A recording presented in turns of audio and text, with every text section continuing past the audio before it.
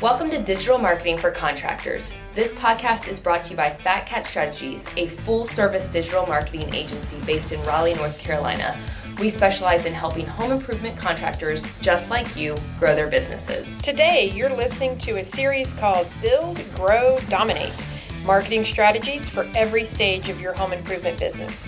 Every Wednesday, we take a deep dive into the lessons that we've learned from supporting some amazing business owners in the home improvement industry. In part 1, we'll cover the essentials, from startup to your first $5 million. In part 2, we're shifting gears to focus on what it takes to scale your business to a successful exit and or how to dominate your market. Now let's get into it. Hey, I'm Janet, the founder here at Fat Cat Strategies, and today I am joined by my colleague, Caitlyn Noble. Hey, I am Caitlyn, the head of client services. That was a little enthusiastic, but we'll roll with it. It's the first day back after Memorial Day if you're listening. It is, and I'm enthusiastic. I can't help it. And it's summer. But y'all are probably listening to this. It might be mid-June. Anyways, let's get into it. We're super excited today. We are kicking off.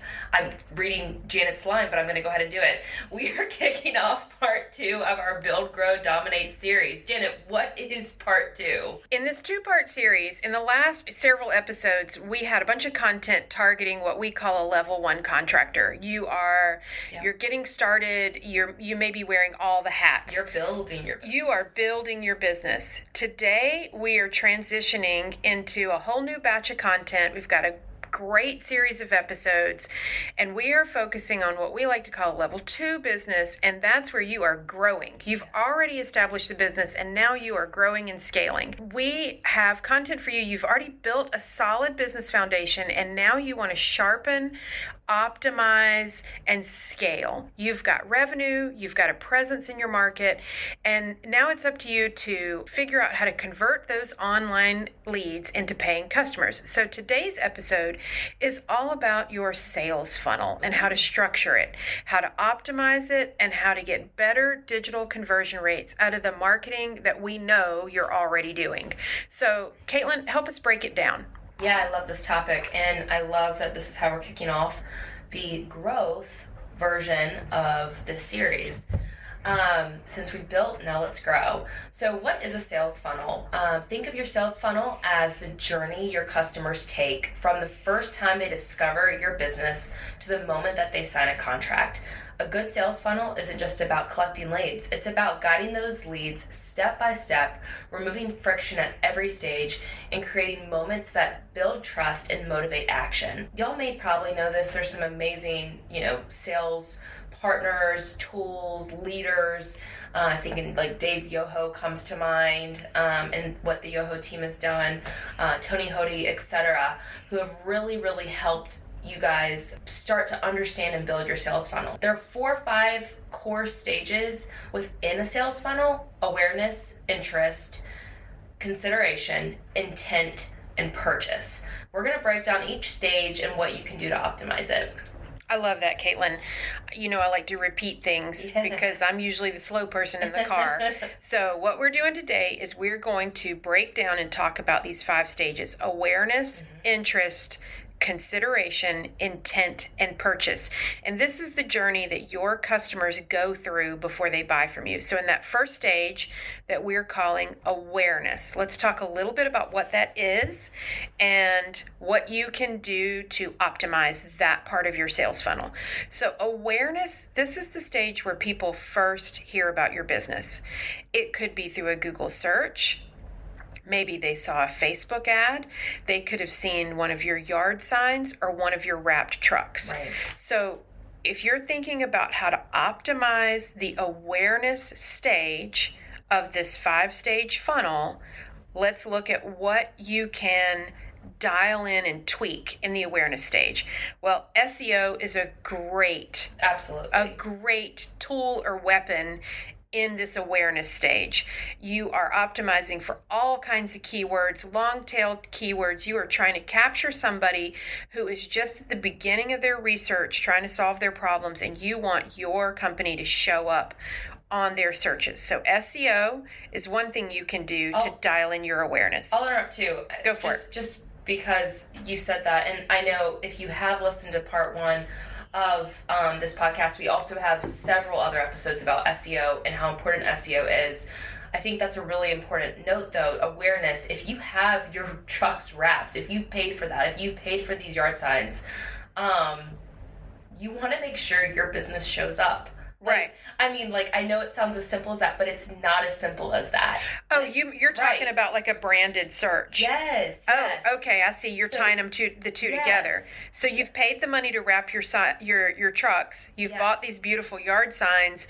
If someone sees your name in the neighborhood and then they Google your business name, make sure it shows up. Correct. And it doesn't just show up. Right, so that it shows up well. Yeah, tune into some of our other episodes just to learn more about how to make your SEO work alongside your brand name. So sorry, we're building out awareness. Yeah, so awareness, if this whole episode is about taking these 5 steps of your funnel and then giving you tools to dial in and tweak each step. In that awareness step, really dig into your SEO.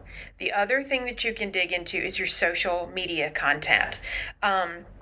Especially your social media that showcases real projects with real photos. Make that interesting and shareable.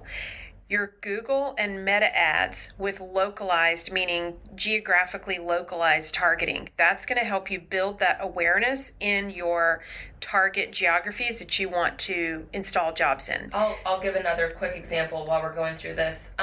If you are expanding into new locations, if you, I guess that's the best way to do it.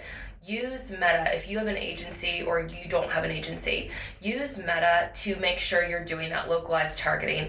Don't expect you're going to get leads, but do literally, Meta calls it a brand awareness campaign to announce that you are in this new location. So it's called awareness for a reason. Right. So on that awareness front, this is, and I'm going to go a little bit off script here. This is where I think a lot of contractors, you guys are so aggressive in a good way, and you're competitive in a good way, and you're action oriented in a good way, and you're results oriented in a good way, and you want to jump straight to the point. Where's my lead? Before a homeowner is willing to give you money, you got to kind of warm them up. Right. You're you're not going to marry a girl on the first date. Well, same situation. Well, I guess some of you may have. I don't know. Grandparents in the 40s. No judgment here. But if we're using a dating analogy, you've got to build up to that. That's what this awareness stage is. You've got to who is this company? Are they in business? So SEO, social media, Google and Meta ads, to Caitlyn's point, those brand awareness ads, and then on the offline part of it, really consistent visual branding across everything. Make your yard signs look like your trucks. Make your trucks look like the sign hanging over your physical office or showroom.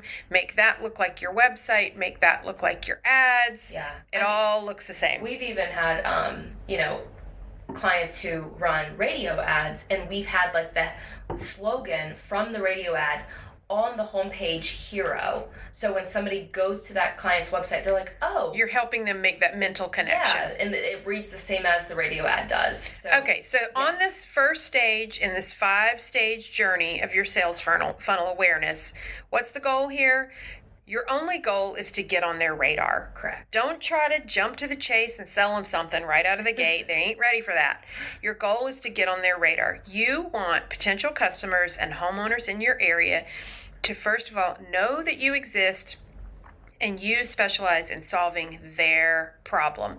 And that's the awareness stage. Caitlyn, what is the next stage? Remind everybody. Yeah, so the second stage in this sales funnel process is the interest. It's now that you're on the site, now that you've gained their interest, they've seen your yard sign, maybe they visited your website. Yeah, they visited your website, you've got some good social, etc. They may be reading a blog post or checking out a gallery. The goal is to capture that interest. So they've seen you, they've heard about you, they've now visited your site. How do we continue to spark that interest? So there's a couple different tactics that you can use that we recommend as well for the digital side of things. Lead magnets, that is going to be probably our most favorite. Those are going to be either hidden probably behind a form. So right now, you've got somebody's interest, you want to have their contact information, obviously, whether it's a phone number or email. So you're going to put a checklist on, how to keep your siding clean, or, tips to make sure your shower, is safe for guests this summer, something along that. Put it behind a form, at least an email, capture that. And that's one of the best ways to just go ahead and grab somebody's interest. Another way to keep somebody's interest, once you've got their email address, grab sorry, I'm not really finishing my thought, but now that you've grabbed their email, put them through an email sequence. Follow up with content that's going to help them know, let this user know that you know what you're talking about. So they've downloaded a guide on windows for their kitchen. Make sure that guide is followed up with content about windows. And then so to be clear, you're not at this stage, unless somebody has gone ahead and asked for a quote. Correct. You're trying to give people a reason to give you their contact information because they've shown some interest, but they may not be ready to move to the next step yet. That's exactly. Yeah, no, cart before the horse, right? If that's the saying. It is. They've seen you, they know about you, you brought awareness, you piqued their awareness. Now let's keep them interested in who you are and what your business can offer. So you've got lead magnets, you now are sending them emails. I think the top-notch version of this is possibly inviting them to maybe a showroom, a demo. Yeah. I know I've, received postcards in the mail for a local window company who wanted to just buy my husband and I drinks and apps to learn more about I Know. No way. Yes, at a local bar. I was 9 months pregnant, so we didn't go, but we didn't know this company, but this company knew that our neighborhood was filled with homes that needed window replacement, and they invited us to a demo. To a demo and a wine tasting or something. That's a great idea.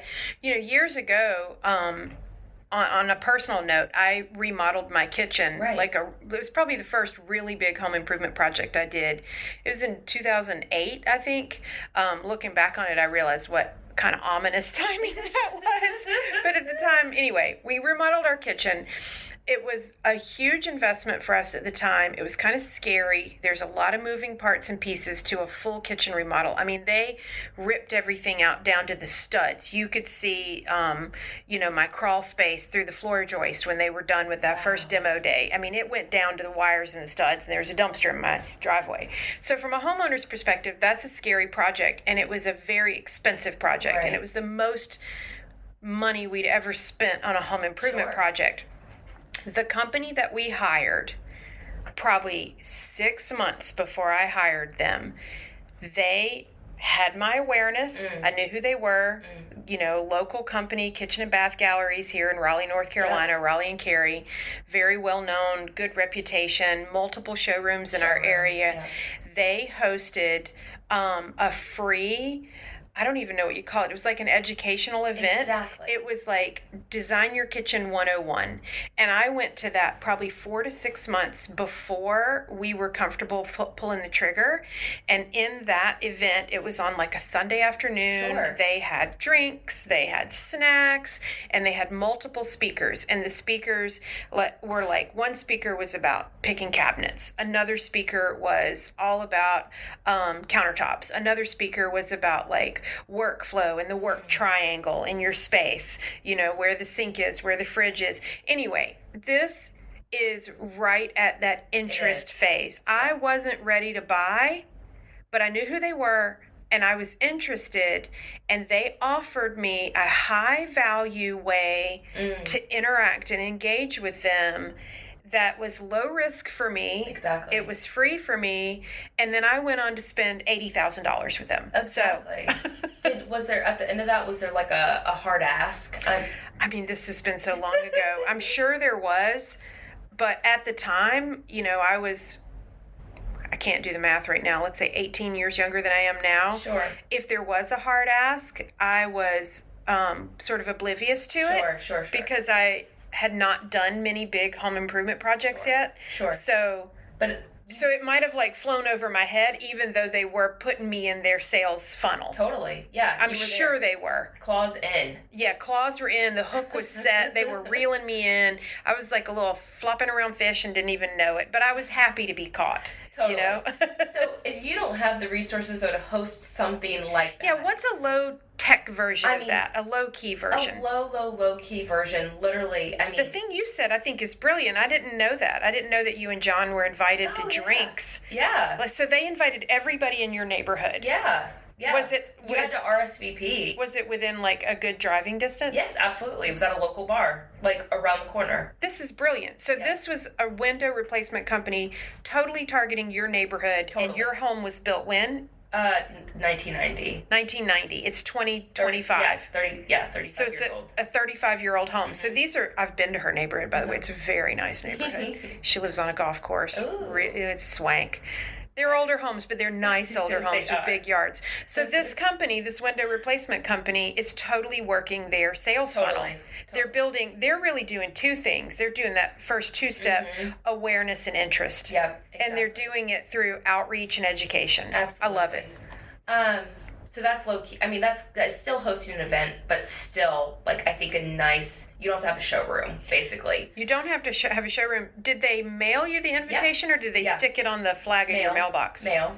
So it was the cost of a direct mail piece, the cost of a list, and the cost of like the facility and the drinks. Yeah, absolutely. So not a very high cost. No, it wasn't. So we have awareness. We have interest. Janet, stage 3. What's the third stage? Consideration. Ooh. So now you've got, if we're going to go back and forth between all my wild metaphors. Yeah. You know, this is, a fish is swimming by your lure. It's wiggled in the water. They're like, I think I'm going to bite. That's the consideration phase. So if we're talking about optimizing your sales funnel for this consideration, they know who you are. They're interested in getting this project done. And now they've started to consider your company. What are they doing? This is the point where homeowners are starting to compare. They're looking at you versus your competitor. They're looking at your offers, your history, and your background versus another local contractor. Yep. So how can you dial in your sales funnel at the consideration stage? Well, you can on your website, because most of this podcast is all about what you can do digitally. So right. If we focus on that on your website, display case studies, client stories, homeowner stories, client testimonials with real pictures, build that credibility. You can actually create comparison pages on your website. Right. Tell people what makes you different from your local competitors. You can use retargeting ads to stay top of mind. So as a reminder, you guys, you probably know what a remarketing or a retargeting ad is, but just quickly, what it is, someone comes to your website, they don't call you, they don't fill out a form, and they leave. Your agency can configure ads to show across all kinds of websites, not news websites, sports websites, social feeds, correct, yeah, video pre-roll, so that homeowner is being reminded every day. Oh yeah, I was looking at this company about replacing windows. So retargeting ads is how you can stay top of mind. You can showcase and highlight your company's track record, history, and positive reviews. So at this consideration stage, it's all about building trust and credibility. You have to show proof that you are the right choice. So I'll continue the story about the invitation to the drinks and the demo, basically, about Windows and why this company. So spot on, like... Are you going to get your windows replaced? We already did. So... Oh. I know. I've thought about this. I didn't know you got your windows replaced. Oh, yeah. Well, okay. Look at you all growed up. Look at me, I know. So, but this kind of like is funny, and it kind of goes along with this whole sales funnel. So this company, because obviously Janet and I have been doing this for so many years, they're a big player in the area. I didn't want to go with the cheapest. I mean, and I didn't... Not with Windows. No, I didn't. And I didn't want to go with honestly franchise. Like I just didn't. Like and we have a local client that I wanted to use. But that being said, the timing was great. They knew we had just moved in. This company did. We got invited to drinks. We wanted to, like, they knew our home needed new windows. Like, and they had already demonstrated to you that they were interested in serving your neighborhood. Exactly. So that's great. Personally, as I mentioned, the timing wasn't right for us. It was summer, about to be summer. I was about to have my first baby. We had just moved into the house. Like, expenses were already what they were. I heard babies were cheap. Free. Yeah. Free. Totally free. I think they pay you, don't they? Yeah, we'll see. we'll see how those taxes come back. But that being said, so it wasn't out of mind, especially as the summer started to like get super hot, and downstairs got super hot, and we were all inside all summer because that's what you do when you have a baby. So you were I'm just going off script. I know, here we are, consideration. This is your like talking about journeys and stages. This is Caitlyn becomes an adult, where she's starting to have thoughts about energy efficiency. Absolutely. And like, why the hell is my air conditioner running so much? Why is the air conditioning running? Why is my bill so high? I'm already hot and on fire anyways because you're like hormonal. And these windows suck. Oh, and all of these bugs were getting in my house, and so you're already just like so super hypersensitive. So that being said, we reached out to that company. We told them that. So you had already done the drinks thing, or had been invited to it. Yeah, we didn't. You didn't go because you were pregnant, right? But correct, and just money, time, right. Like, but we told them like, hey, thanks for inviting us. Not interested at this time, but maybe later on. So cue this hot ass summer. Yeah. New baby, not knowing what we're doing. That same company comes through, and we have like a thing on our door that says, hey, baby is sleeping, do not disturb. They still knock on our door, got the dogs riled up, woke the baby up. This same company, I haven't told you the story. No. Because I like blocked it all out, honestly. Like, that to me lost the business because I was already, like, what other signs? Yeah, I was wondering where this story went. I was thinking, like, knowing you. Yeah. I could see you kind of earmarking in your head or bookmarking in your head, like, I'm going to replace my windows. Yes. I like this company. I like their marketing. Knowing you the way I know you, if they woke up your baby and riled up your dogs, you will firebomb their house. Oh, I left them a Google review. I swear to you, and if you go... I'm surprised you didn't, like, take out a mafia hit on their extended family. I did, and now that Google review has gotten, like, a ton of, like, likes and, like, appreciation. Okay, so here's a tip. Yes. This is not in our script anywhere for this episode. No. If you have a Canvas team... Correct. You need to talk to them about looking for signs, like, is there a little stork thing in the yard? Correct. One of those little signs there was. Like, hey, just had a baby. Maybe don't knock on that door. Right.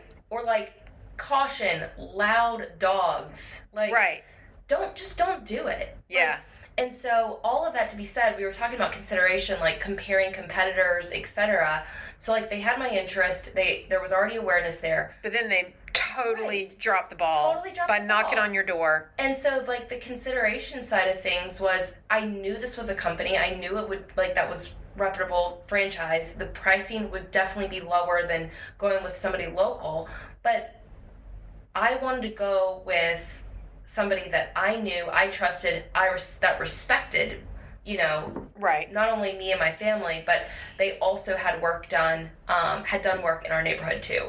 So I'm just telling you that whole story because you're wanting to build trust, you're wanting to build credibility. Oh, I think this is a fantastic story because I don't know this for a fact, so I'm just going to go out on a limb. I'm going to guess that the companies that have canvassing teams, I'm going to guess, I'm just throwing this out there, at least half or 75% of companies that hire canvassers, I'm guessing you're hiring 1099 contractors. These are not long-term employees of your company. I'm guessing. You can contact us and tell us how wrong we are if I'm totally wrong about this. But the point of my digression here is if you are this company that Caitlyn's talking about, you've got a fantastic website, you've got 300 Google reviews, you've been in business 20 years, Yep. you've got a showroom, and now you've targeted her really nice neighborhood Right. on this golf course in an up-and-coming area, suburb of Raleigh. A lot of good business can be done out there. So you've stacked up all of the components of a great reputation and a great marketing campaign, and then your 1099 contractor that was poorly trained. Yeah. And I'm not blaming the door knocker. Correct. I'm blaming whoever the field manager of course. was. Yeah, the training. The field manager and the training for like nailing into them, like here's the scripting, here's what you do, here's what you don't do. And I'm going to guess that those canvassers were probably incentivized by the number of doors that they knocked. Oh, for sure. And it was hot summer. And it was hot. And Yeah. so they were probably cranky. I'm just saying that, like, you can have a really great campaign and you can have a really good marketing director and you can do so many things right and then lose an opportunity that kind of falls through the cracks because of poor execution and poor training with what I'm guessing was a 1099 canvasser that might have only worked for you for like 2 weeks. I know. And I do this for a living. So we're very critical of it. For what we do in terms of getting reviews and making sure your reputation and your credibility and your proof and all of that's on your website. And so I knew what I was doing when I went on to leave that review, which I have found, and I will let Janet read after we finish recording this. I can't wait. It literally says 11 months ago, which is so funny because my baby's going to be 1 in 2 weeks. So it was so And so fresh. you were like out of my mind. You were like the most stable you've ever been, making the best decisions you've ever made, Cold. with the most sleep you've ever had, and not at all recovering from a major life event. You were calm. Yeah. And like the moral of the story is like I knew what I was doing when I left that review. And so not only that, I knew you burned somebody's house down. I just didn't know how. I did. But that being said, like, just build a consideration. Like, I already know who your company is. Like, you've already done a great job with the marketing.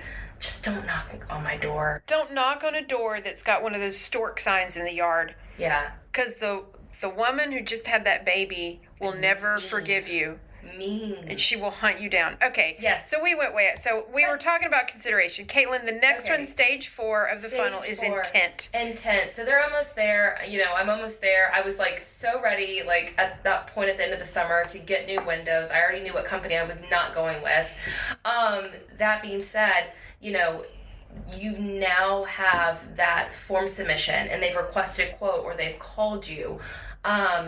Ways to really push somebody over the edge, if they are comparing and price shopping, free consultations, limited offers or discounts. I'm telling you guys, like, things are weird right now, and it's a hit or miss when I say offer something, don't offer something, and you'll know that our clients will tell you that. But right now, a big discount is performing well on your website. It is pushing somebody over the edge to choose your company over a free consultation or a free lifetime warranty. Like offering $1,000 off, buy one get one free. That's going to help somebody make that decision. And then, are any of your clients that you're working with running overt messaging about potential costs going up?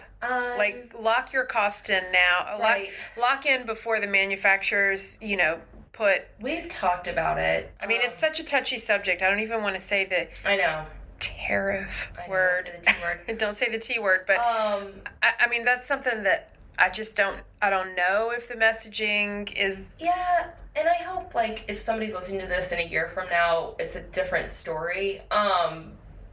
We've talked to our clients about that exact messaging. Like lock in this price right now. Before our costs go up. I think people are referring back to offers that worked, towards the end of last year, last summer. Typically summer are some of like the slower times, so they're doing their better offers. I wouldn't be surprised if, you know, I'm not to go completely off subject, but like we see that tariff messaging come the fall too. So, that's the sort of business analysis that I'm reading. Yeah. Is that's when consumers may start to see. Oh, for sure. I keep reading stuff about back to school shopping. Absolutely. You know, when you really start to go back to school shopping, you might not have the choice that you. No. And then, you know, the store's stocking for Christmas. Right. So some of those messages in terms of discounts and offers, I guess what we're saying is we anticipate that we'll just be doing a lot of testing and experimenting, and we'll report back and let you know what. But don't give up, like, because if you've already made the effort to build the awareness, build the intent, to build the consideration, do not stop there. Like, capture somebody with some compelling messaging. A time-based offer that expires. Offer, visuals, etc. So, again, this is going to reinforce urgency and help those people take the next step to make sure it's just a no-brainer. Let's go with your company. Last stage in the sales funnel. That's the purchase stage. It's the stage everybody wants to get to. Yes, they try to very quickly. Yeah, and I guess the mistake, and I've said this earlier in the podcast, is where we see people wanting to skip all the steps and go like, where's my leads, where's my sales? We all want the same thing, but you got to give homeowners respect and let them go through their process. Yes. So stage 5 is that purchase stage. This is all about sealing the deal. Mm-hmm. You generated awareness, you captured a lead, you booked and confirmed the appointment. Don't drop the ball there. So at this stage, what can you do to dial in your sales funnel at that final purchase stage? The very first thing that we recommend is just really fine-tuning all of the follow-up touches from your team. It needs to be fast, it needs to be clear.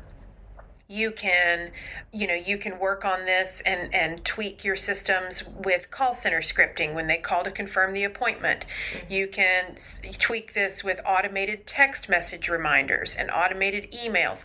All of that communication you're almost at the finish line. It needs to be so clear, so fast, so dialed in. Yeah. The other thing that you can do is really work on your quoting and your contract process. Your sales reps need to be so trained and so confident and really know how to work the room when they're in those in-home sales appointments. Yes. So that in-home consultation can make or break this deal. If your marketing is delivering the leads, but your reps are struggling to close those deals, now you have a data point where you know where you can focus your energy. You don't need more leads. You need to improve your closing ratio. And the good news is that in this industry that we all know and love, there's so many great resources to help you improve your sales game at that final stage of your sales funnel. And I think that you can think about improving this final stage in 2 categories. One category is training, and the other category is technology. So if you're thinking about training, organizations like Tony Hody, we don't do sales training. We know others who do sales training. Find somebody that you really like and get some outside expertise to help you really dial in every step of how, when and where and how homeowners are being communicated with. And those sales trainers can help your team. That's on the training side. On the technology side, there's some really cool stuff out there, like Engage, for example. Mm-hmm. Engage with an I. That's the iPad sales presentation software, where once you get that deployed and in place, you can start to get some metrics. Let's say you got a team of 10 sales reps.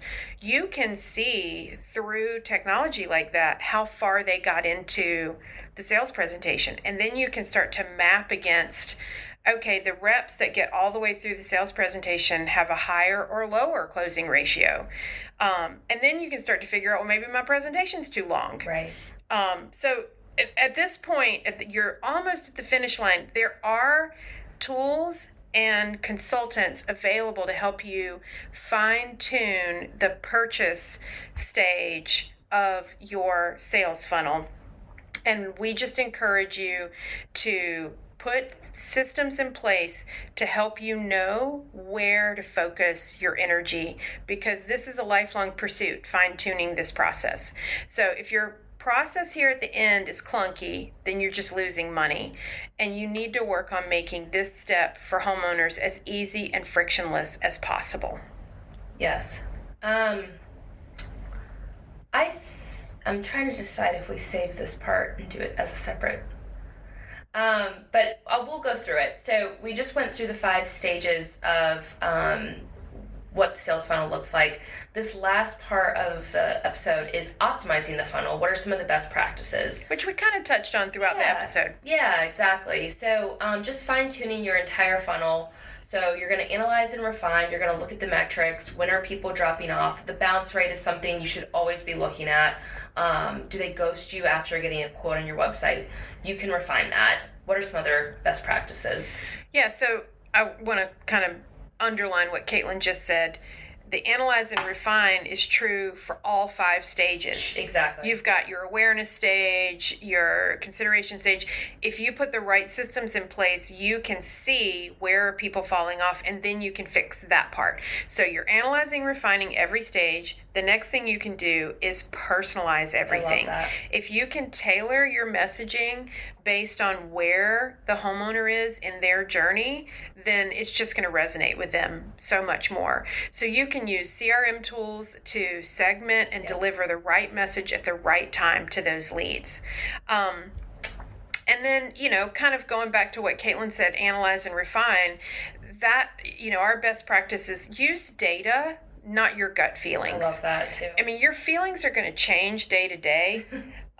Based on the last person you just talked to. If you're still running some appointments yourself, you're going to come out of those appointments either on a high because you sold something or pissed off because you didn't. Sure.